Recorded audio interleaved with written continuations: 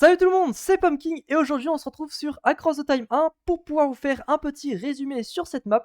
Comme vous le savez, Across the Time 2 est sorti et c'est pour ça que c'est le moment idéal pour vous faire un petit résumé. Donc pour commencer, il faut savoir que dans Across the Time, il est possible de voyager à travers le temps et aussi de voyager à travers les dimensions. C'est d'ailleurs, on le verra plus tard, ce qu'a fait notre héros en voyageant dans le passé puis en retournant à son époque, dans le présent. On verra aussi plus tard que notre héros voyagera aussi à travers différentes dimensions. En parlant des différentes dimensions, il faut savoir qu'il y en a 7. Il y a Telluron, Angband, Désolation, Melron, Bilgart, Sirius et Uranos. Il faut savoir qu'on appelle ça donc des royaumes. Et d'ailleurs, dans Across the Time 1, on va en découvrir 4. On va commencer par le royaume de Telluron, car c'est dans cette dimension que se trouve la planète Terre, et c'est dans cette dimension du coup que se retrouve notre héros. C'est d'ailleurs dans Telluron qu'on va passer la plupart de nos aventures. Mais durant notre périple, on va traverser 3 autres dimensions. On aura Angband, Uranos et aussi Désolation. A savoir aussi que chaque dimension a été créée par un dieu, à retenir que le dieu de Telluron s'appelle Gaïa. Avant de passer à l'histoire de notre héros, il faut savoir qu'il existe 2 types de portails connus dans Across the Time. On a donc les portails temporels qui permettent de voyager à travers le temps, mais aussi on a les portails spatiaux qui, quant à eux, permettent de voyager à travers les différents royaumes. Il faut savoir que pour le moment, les portails spatiaux sont la seule méthode connue pour traverser les différentes dimensions. A savoir aussi que les portails apparaissent naturellement, mais aussi très rarement pendant un très court laps de temps. Il faut savoir qu'un maître de Daal peut maintenir le portail, ce qui permet de faire en sorte que les portails ne disparaissent pas. Donc on va pouvoir à présent commencer notre résumé sur Across the Time. Au début, on incarne un héros qui vit dans Hill Valley en tant que livreur. Hill Valley, c'est une ville tout ce qu'il y a de plus banal qui se situe à notre époque actuelle. Notre héros, quant à lui, c'est quelqu'un de tout à fait commun, ou du moins jusqu'à ce qu'on découvre son destin. Mais pourtant, à notre héros et à cette ville tout à fait banale, quelque chose d'inhabituel va survenir, car un portail va se former en plein milieu d'Hill Valley. Au tout début, le portail commence à se former et notre héros ne s'en préoccupe pas trop, il continue sa vie de son côté et continue son travail. Durant le deuxième jour, le portail deviendra un peu plus grand et des forces de l'ordre arriveront près du portail.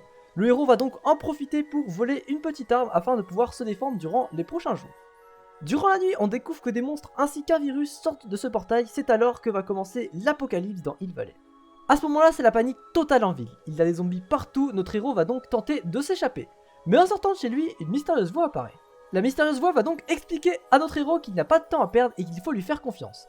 Le héros décide donc de faire confiance à la voix et suivra donc ses indications. La voix va donc conduire le héros en haut d'un immeuble, mais une fois là-bas, le héros va se faire encercler par des zombies et n'aura plus aucune issue. Mais la voix lui propose une solution, sauter de l'immeuble. Désespéré, le héros ne sait plus quoi faire et va donc faire confiance à la voix et va donc sauter de l'immeuble. À ce moment-là, le héros ne sait pas ce qui se passe, mais il est en réalité en train de plonger dans un portail temporel. Durant son voyage dans le portail temporel, la voix va raconter au héros pourquoi il est ici. Pour faire court, la voix nous dira: Ranegoth, un immortel ancien détenteur du trône de Telluron, s'est emparé de la source du pouvoir des 7 royaumes, ce qui l'a rendu corrompu et maléfique. Les 7 royaumes s'unirent donc pour arrêter Ranegoth à l'aide de 9 gemmes recelant tous les types de magie.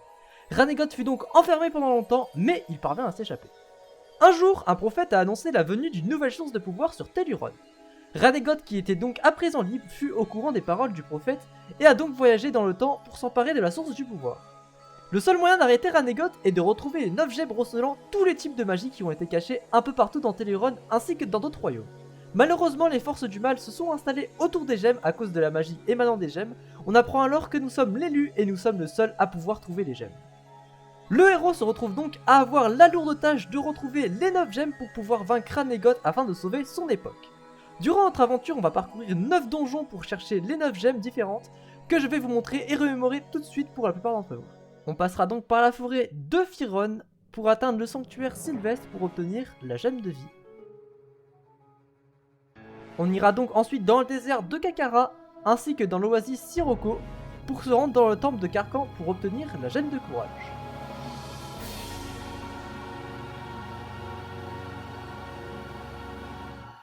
On se rendra ensuite à Otoria pour rencontrer les Otoriens afin d'accéder au sanctuaire de l'eau et obtenir la gemme de repos.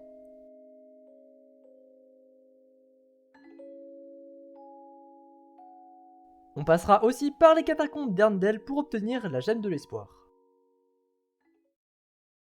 A ce moment-là du jeu, on rencontrera Etotsira. Il s'agit du sage d'Erndel. On apprend que la voix mystérieuse du début qui nous a téléporté par le portail temporel est en réalité Etotsira et que c'est donc lui qui nous a emmenés ici. Etotsira nous enverra donc pour la première fois dans une autre dimension pour chercher une gemme, Angband.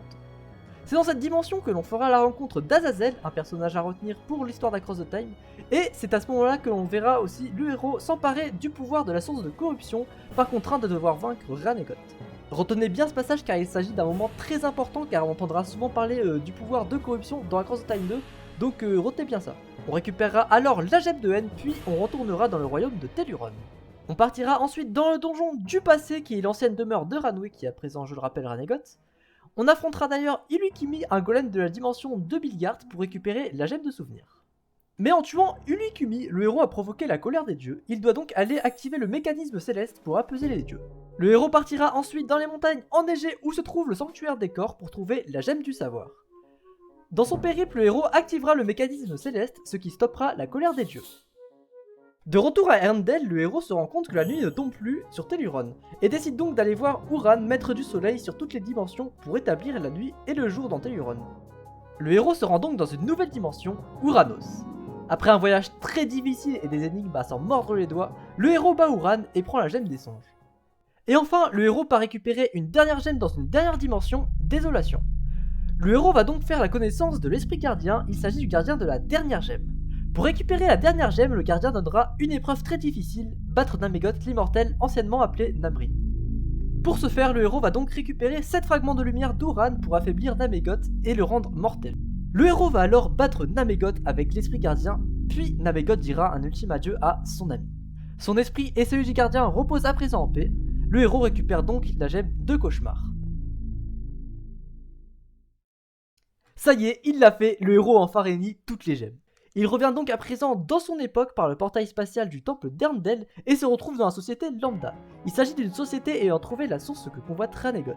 Car pour rappel, Ranegot lui aussi emprunte un portail temporel pour s'emparer de la source dont le prophète avait prédit l'arrivée dans notre époque actuelle. Le héros traverse donc le Nexus.